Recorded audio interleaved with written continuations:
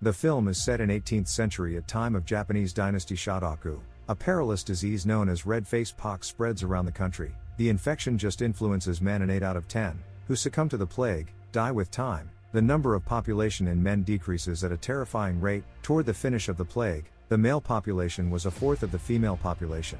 This causes an exceptional change in the various leveled construction of society.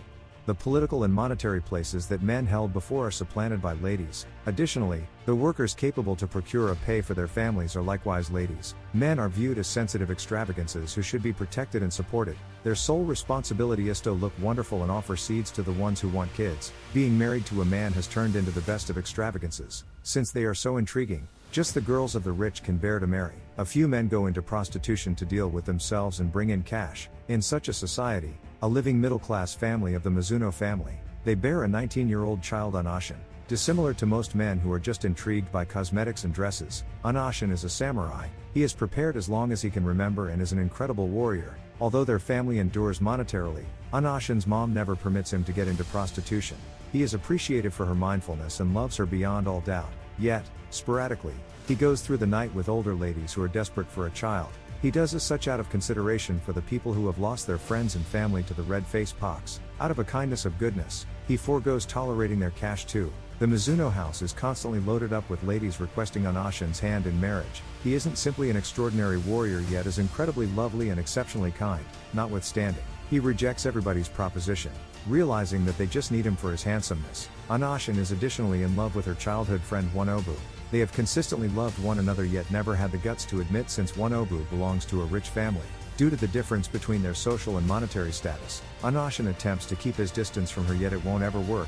When their family's monetary condition get worse, Anashin chooses to loan himself to an oku. It is the inward part of a castle where the queen's male suitors reside. They are prepared to be lovely so they might one day draw the attention of the queen, called Lady Shogun. The people from the oku are paid a hefty sum for their service, and if the queen like more, they even get extra honors. But there are by and large 3,000 men contending in the oku, similar as how ladies are customarily depicted. The men are sensational and are continuously contending about materialistic things. Anashin enlightens Wanobu regarding his plan to join the oku. She implores him to reconsider, however Anashin has previously made his choice. He gets a farewell kiss, all the rage, and leaves. Afterward, Anashin joins the oku. On his most memorable day, a teacher shows him around the place. He is informed that he has a place with the most lowest rank of men who need to tidy up after the higher ranking men. He at last will get promoted, assuming his services are good. The current Lady Shogun is a 7-year-old girl, so the men have a long wait before they as a matter of contend with one another for her attention. While in the direction, the teacher and Anashin come across the most influential man of the oku, Fujinami. Just a single person can be in the right ranking of men, which is involved by him. Toward the finish of the direction, Anashin is asked to never talk about anything he sees or hears in the oku. It is a custom among the people from oku to bully the newbies. They ridicule Anashin's hair and clothes, yet he stand up for himself, teaching bullies the significance of his hairstyle for samurais. While working, he is given a most of task than others, yet Anashin is used to working hard to earn for his loved ones. He figures out how to befriend a tranquil youngster who he needs to work with. The man uncovers that the goldfish in the tank should be tended to with respect, since their position is lower than the animals of the oku. The bullies push Anashin when he is talking food, which prompts him starving for the 2 initial days. One evening, 3 higher-ranking men limit him in his sleep and attempt to attack him. Anashin, involving his abilities as a samurai, effectively kicks their butts and sends them away.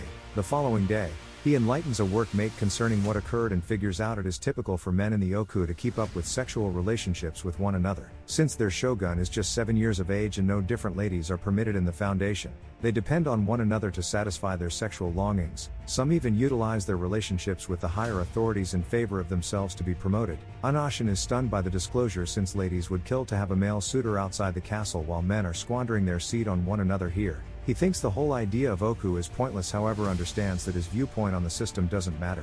That evening, Anashin sees a few men fighting in the dojo nearby. He utilizes his brush to rehearse his moves and is spotted by the highest-ranking man, Fujinami. The man commends Anashin's method and requests that he join the others in the dojo. Despite the men in Anashin's position are not permitted inside, Fujinami makes a special case for him.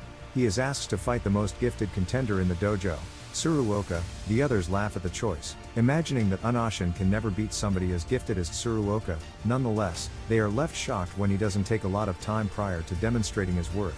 When Tsuruoka loses, he shows his arrogance and puts down Anashin for having a disgraceful ability, since the only thing that is important for men is to be pretty and have good habits. Around evening time prior to falling asleep, Anashin lets his co-worker know that he doesn't like superficial significance of this place. Thusly, the friend uncovers how he was poverty outside the Oku. He was married, then separated for not giving his wife a child for quite a long while. Oku is the main place he can survive since he needs to work hard during the day.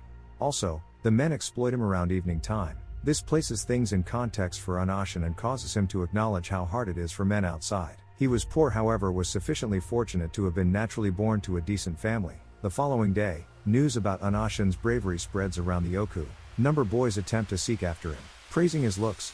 When it gets dim, Tsuruoka comes to meet Anashin and challenges him to another fight for his honor. Anashin would rather not contend with him, however needs to surrender to his orders. The fight begins and Tsuruoka is beaten this time too. The loss is so embarrassing for him that he commits the unfathomable. While he struggles on the ground, Anashin has pity and kills him with his sword. The following day, he asked occurred around evening time.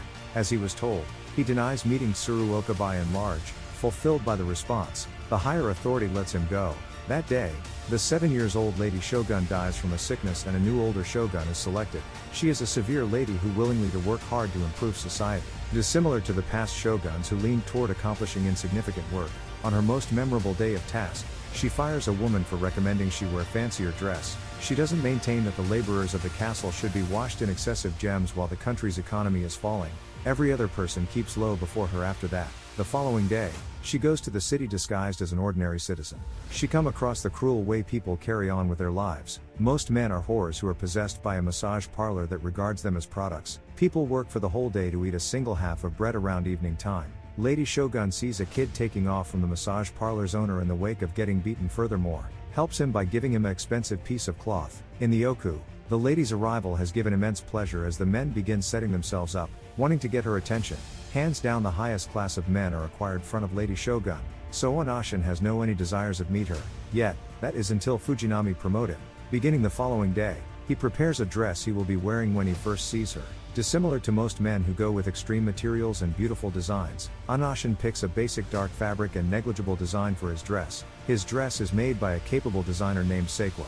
He works effectively on the clothing and dazzles Anashin. He wants to compensate the designer for his work, doesn't yet have anything in his control that could be significant to him. Consequently, Anashin plants a kiss all the rage as a thank you gift. With time, the two become dear friend or share a few cozy minutes together upon the arrival of the ceremony. Everybody chuckles at his horrible decision. He is told to keep his head low before Lady Shogun. If she asks you what your name is, she would have picked you as in suitor. The ceremony starts and Lady Shogun stumbles while heading to the privileged position. Somebody from the men laughs, which grabs her eye. When asked what its identity was, Anashin approaches. Subsequent to checking his face and basic piece of clothing, Lady Shogun asks him his name, astounding everybody. They are set to go through the night together the following day. Soon thereafter, Anashin is informed that since Lady Shogun is a virgin, he will be thought of a first person for taking her virginity. Since the act is likewise the best type of crime, he must be executed in the first day. Anashin is stunned yet accepts the discipline as his destiny. In addition, huge amount of cash will be sent off his family as his insurance, so he doesn't have to complain about.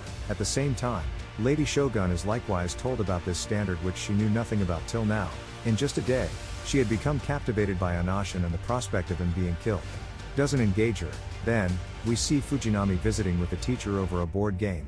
It just so happens, they saw Anashin as a danger and purposely made him appeal in front of Lady Shogun to dispose of him. After his death, the teacher intends to charm Lady Shogun and be the dad to the following shogun. Prior to going to the closeness room, all Anashin can imagine is his childhood love Wanobu. He envisions admitting his sentiments to her and is crushed that they would never be together. From that point forward, he is prepared with cosmetics and aroma. Lastly meets the lady in her room. She begins a discussion by asking him his complete name and uncovers that her given name is Nobu, which sounds basically the same as Wanobu. Anashin can't resist the urge to get close to home at the notice of his sweetheart's name with sorrowful eyes. He asks for consent to call out to the lady by her for the evening. Anashin is thankful that he basically will go through the last evening of his life with somebody that has his sweetheart's name. Following that, the two partake in an evening of enthusiasm and distress. The following morning, Anashin awakens and is informed that he took care of his task competently. Then, he is kneeled before the authorities and executed with a katana to his neck. We see his work friend and Seikwa crying, grieving his death. His family gets the cash and a letter of sympathy, yet is informed that he died from a disease a couple of months after. Wanobu has not failed to remember her only love. She cries in his memory consistently and visits his grave much of the time. On one of such visits, she is left confused since Anashin remains before her, alive and well. He uncovers that Lady Shogun was kind enough to save his life the day he was assumed to be executed. She never upheld the unforgiving methods of the castle and sent a man stealthily to help him, causing it to seem like the execution was fruitful. One Obu embraces him in a hug, promising to never walk out on him. At last, we see Lady Shogun requesting every one of the men from Oku to go out and experience their life uninhibitedly. She additionally gives them beginning assets to make their life more straightforward. Their flight will guarantee more labor and less weight on the royal treasure. The end. If you like this story, please subscribe to the channel and like it to motivate me to bring you more stories like this.